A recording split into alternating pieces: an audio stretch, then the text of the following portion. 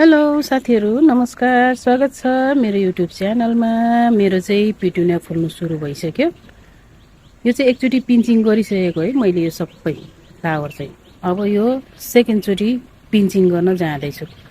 हामीले चाहिँ अब यो धेरै फुल चाहिन्छ नि त हामीलाई। अब एउटै बोटमा धेरै फुल फुलाउनु छ भने चाहिँ हामीले यो फुलहरूको चाहिँ माया गर्नु हुँदैन। यसरी काट्नुपर्छ। हेर्नु है त, म अब यसलाई नि काट्दिन्छु। यहाँनिर काटिदिने डबल कलरमा आएछ यसको नि। यसरी काटिदिने यसलाई पनि। हेर्नु त, यहाँनिर धेरै तल चाहिँ काट्नु हुँदैन। हेर्नु है त, यहाँनिर काट्नुपर्छ। अब यो पनि बड आएको छ यहाँनिर, यसलाई नि काटिदिने। बडहरू एउटा नि राख्नु हुँदैन किनकि हामीलाई धेरै फुल चाहिएको छ नि त। यसै गरेर यिनीहरूको चाहिँ फुलेको छैन, त्यही पनि मैले यहाँनिर काटिदिन्छु यसलाई। जस्तै यो फुल्न रेडी भइसकेको छ कि यिनीहरू।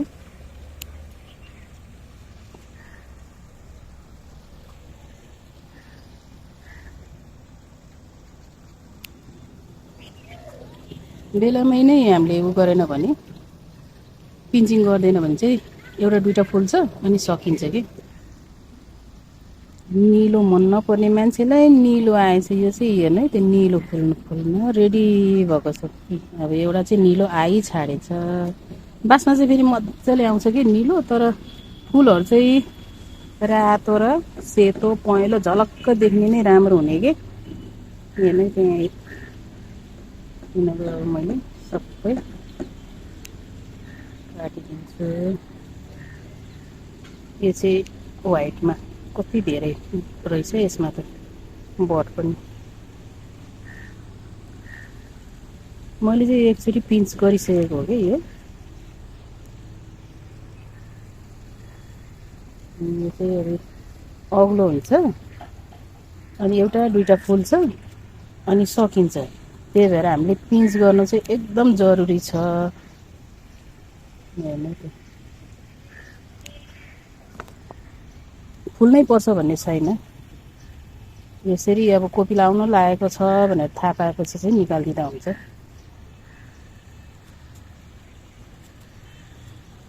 अब हामीले चाहिँ एकदमै यहाँ हेर्नु, मैले माटो एकदमै सुक्खा राखेको छु। यसलाई चाहिँ एकदम सुक्खा चाहिन्छ कि माटो। पानी धेर हाल्नु हुँदैन, ओभर वाटरिङ हुने बित्तिकै मर्छ। अब हामीले चाहिँ अब यिनीहरू चाहिँ निकालिदिने। धनियाँ रोपेछ मेरो छोराले यहाँनिर। यी साग पनि छ लेखसको। गोड्ने, झारहरू उम्रिन नदिने।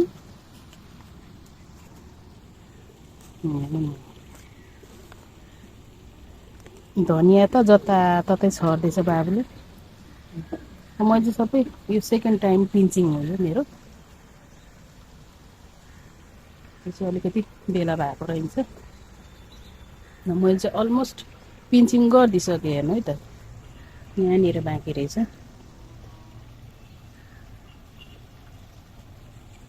हातले गर्दाखेरि चाहिँ पातसात सबै चुटिन्छ कि, त्यही भएर कैँची नै ठिक हुन्छ कि। मलाई चाहिँ कैँची नै मनपर्छ। यो चाहिँ अलिकति बाक्लै छ कि।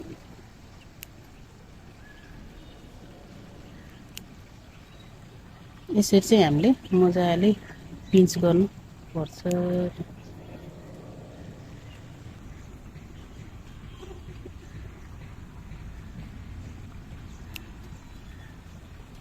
यहाँनिर चाहिँ यो बिरुवामा चाहिँ अलिकति निकै धेरै नै बड आएको रहेछ। यो चाहिँ पक्कै पनि सेतो हुनुपर्छ। सेतो चाहिँ डरलाग्दै फुल्छ कि सेतो पिटुनिया चाहिँ। मैले चाहिँ यो धेरै वर्ष अगाडिदेखि नै अनुभव गर्दै आएको हो। चाहिँ 100% सेतो हो यो।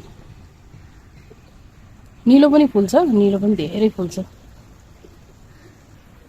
ल, मैले चाहिँ सबै फ्लावरहरूको चाहिँ पिन्चिङ गरिदिइसकेँ। मेरो चाहिँ पिटुनिया यस्तो छ।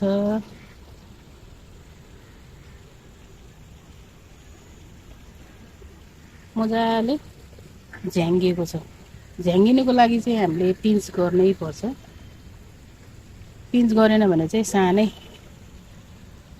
बिरुवा हुन्छ, एउटा दुईटा फुल्छ, सिर्लिङ्ग अग्लो हुन्छ अनि त्यतिकैमै सिद्धिन्छ। ल अब चाहिँ यसको पालो। ल हेर्नु त कति धेरै बढ आएको छ कि, हेर्नु न यहाँ यो चाहिँ रेड कलरमा छ। अब चाहिँ हामीलाई धेरै फ्लावर चाहिएको छ, त्यही भएर यो फ्लावरहरू चाहिँ बडहरू चाहिँ माया नगरिकन सबै हटाइदिने कि। चिमोट्दै पनि हुन्छ, मैले चाहिँ कैँची ल्याउनु बिर्सेछु कि। अब चाहिँ म कैँची लिन जान्छु।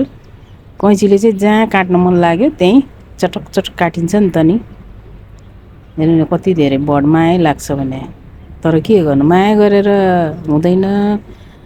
अब एउटा दुईटा फुलेर चित्त नि बुझ्दैन, हामीलाई त ढकमक्क फुल्नु पऱ्यो नि त। त्यही कारणले गर्दाखेरि पनि हामीले पिन्चिङ गर्न जरुरी छ। ल हेर्नु है त। अब चाहिँ म सबै यो एउटा नि राख्दिनँ कि बड चाहिँ।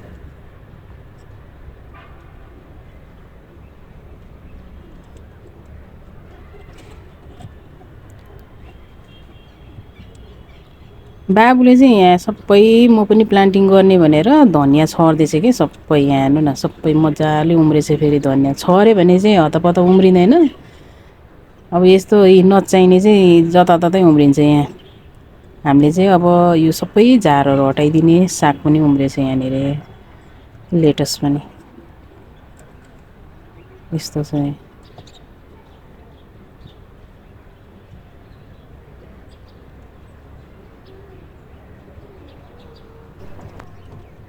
यो पिटुनियाको बिरुवा रोप्ने बेलामा चाहिँ मङ्सिरतिरै रोप्दाखेरि चाहिँ एकदमै ठिक हुन्छ कि।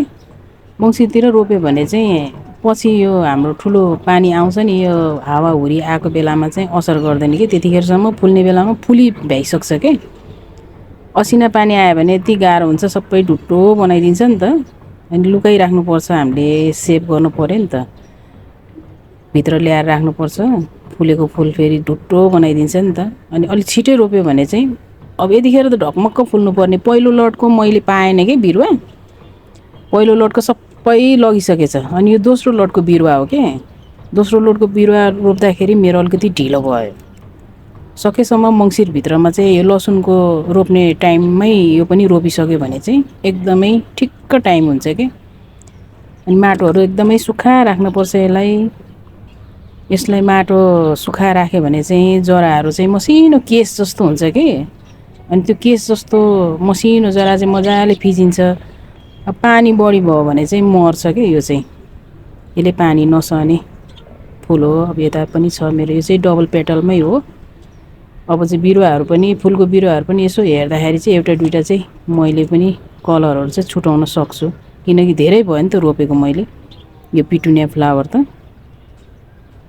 माटोहरू एकदमै सुक्खा सकेसम्म, हेर्दै यहाँ सकेसम्म एकदमै सुक्खा राख्नुपर्छ माटोहरू चाहिँ। र बलौटे माटोमा रोप्दाखेरि चाहिँ एकदमै राम्रो हुन्छ। यो बिरुवा पनि एकदमै बलौटे माटोमा रोपेको थियो, त्यही भएर जरा चाहिँ छिट्टो फैलिन्छ नि त। अनि हामीले अब झोलमलहरू पनि त्यसै गरेर मजाले बेला बेलामा टाइममा दिनुपर्छ। एकदम मजाले सप्रिन्छ कि।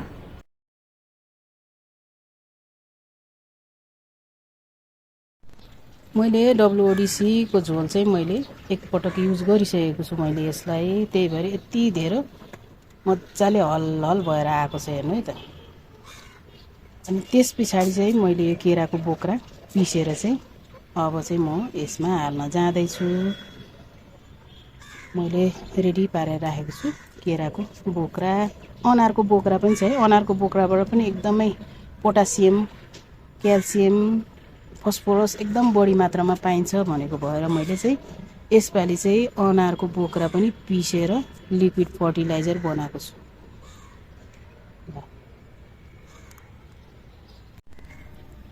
हजुरहरूले चाहिँ पानी हाल्ने समय चाहिँ सकेसम्म बिहान चुज गर्नु होला, किनभनेदेखि पनि रातभरिको माटो चिसो हुन्छ नि त, रातभरि सेलाएर बसेको हुन्छ। अनि त्यो चिसोमा चिसै पानी हाल्दाखेरि चाहिँ खासै बिरुवालाई चाहिँ असर गर्दैन कि। त्यही पनि अब यसको जरा त यति सेन्सिटिभ हुन्छ नि, धेरै फिजिएको हुन्छ, तल तल गएको हुँदैन, कपालको केस जस्तो हुन्छ नि त। त्यही भएर चाहिँ छिट्टो मर्ने सम्भावना हुन्छ कि। अनि अर्को कुरा, मैले चाहिँ यसमा चाहिँ पिना मल म कहिले पनि हाल्दिनँ, किनकि पिना मलले फङ्गस आउने एकदमै बढी सम्भावना हुन्छ। त्यही भएर लिक्विड फर्टिलाइजर यस्तै मैले युज गर्छु र बर्मी कम्पोस्टै हो मैले युज गर्ने भनेको। हजुरहरू पनि त्यसै गर्नु होला। फुल्नु चाहिँ फुल्छ। अनि अर्को कुरा पिना झोलले चाहिँ एकदमै माटो चाहिँ कडा बनाउँछ। मैले युज गर्ने भनेको लिक्विड फर्टिलाइजरमा हजुरहरूलाई मैले अब यो केराको बोक्राहरू पिसेर हाल्ने तरिका त देखाइहालेँ मैले। त्यसको अर्को विकल्प चाहिँ मैले WODC को झोल बनाइराखेको हुन्छु। मैले त्यही हाल्छु 15-15 दिनमा। अब पिटुनिया फुलको लागि चाहिँ लिक्विड फर्टिलाइजर चाहिँ मैले यहाँनिर रेडी गरिराखिरहेको छु। यसमा चाहिँ मैले केराको बोक्रा र अनारको बोक्रा, यो रातो रातो देखिराख्नु भएको चाहिँ अनारको बोक्रा हो। यो फर्मेन्टको लागि छोडिदिएको थिएँ चौलनी पानीमा डुबाएर। अब चाहिँ म यो मिक्सरमा चाहिँ सबै पिसिदिन्छु। पिसेर लिक्विड फर्टिलाइजर बनाउँदैछु। म चाहिँ अब यो जारमा हाल्न जाँदैछु। यो चाहिँ एकदमै राम्रो हुन्छ कि यो केराको बोक्राबाट चाहिँ म्याग्नेसियम, जिङ्क, फस्फोरस सबै पाउँछ कि। त्यही भएर हामीले फाल्नु हुँदैन। मैले चाहिँ अब यो चौलनी पानीमा फर्मेन्टको लागि छोडिदिएको थिएँ। फर्मेन्ट भइसक्यो। यो चाहिँ अलिकति अगाडिको हो भने यो चाहिँ अलिकति पछाडिको हो। अब चाहिँ म यसलाई चाहिँ मजाले लिक्विड फर्टिलाइजर बनाउन जाँदैछु। यो फर्टिलाइजरले चाहिँ एकदमै मजाले फुल फुल्छ है साथीहरू। ल यस्तो भन्छ मेरो एक जार चाहिँ मैले पिनिसकेँ। अब अर्को जार पिन्न जाँदैछु। ल मैले चाहिँ लिक्विड फर्टिलाइजर बनाएँ। हेर्नु है त यस्तो छ, बाक्लो न बाक्लो भएको छ होइन। अब यसमा चाहिँ 1 जग छ भने अब यो 1 लिटरको भयो। हामीले फेरि यसलाई 1 लिटरै पानी मिक्स गरेर चाहिँ राख्ने। यसमा चाहिँ अब केराको बोक्रा छ, अनारको बोक्रा छ।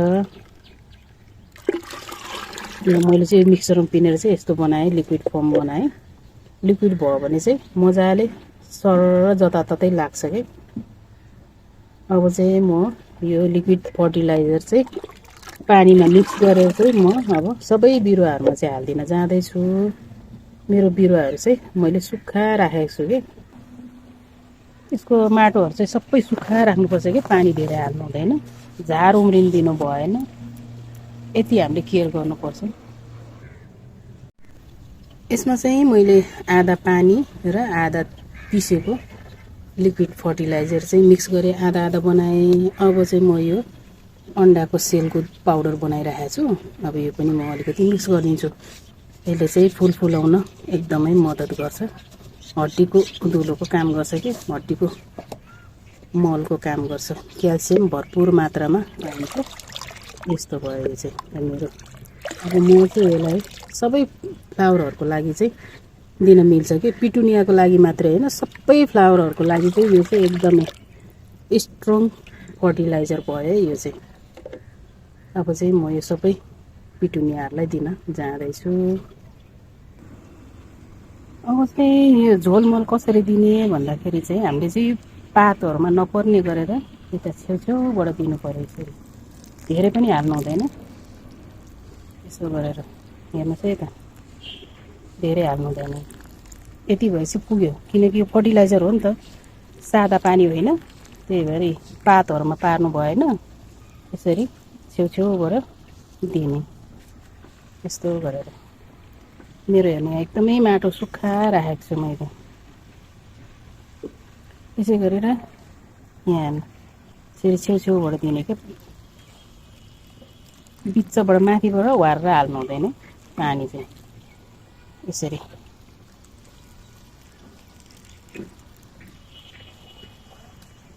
मैले चाहिँ यसमा अन्डाको सेलको धुलो पनि मिक्स गरेछु, अरू केही पनि गरेको छैन।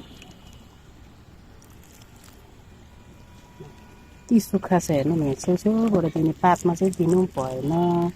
हजुरहरूले चाहिँ त्यस्तै गर्नु होला।